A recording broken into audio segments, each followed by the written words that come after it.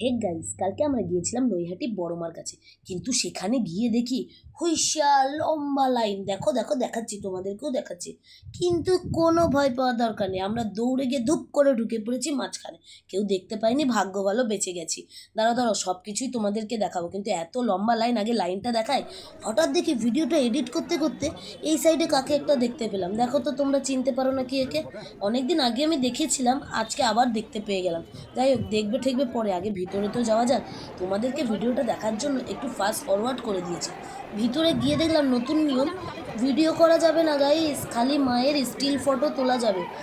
বড় কথা সেটা না, এই যে অনেকক্ষণ লাইন দিয়ে অপেক্ষা করার পরে এই যে মার দূর থেকে দর্শন, সত্যি কথা বলতে গেলে গাইস মন পুরো ভরে গেছে। আর হ্যাঁ, যারা যারা এখনো নৈহাটি বড়মার কাছে আসোনি, ঝটপট বড়মার কাছে আসো আর নিজের মনের সুখ দুঃখের সব কথা মার কাছে বলে যাও। কেন কি শুনেছি মা অনেক জাগ্রত। আর শোনো, কমেন্ট সেকশনে জয় মা কালী বলতে ভুলো না কিন্তু।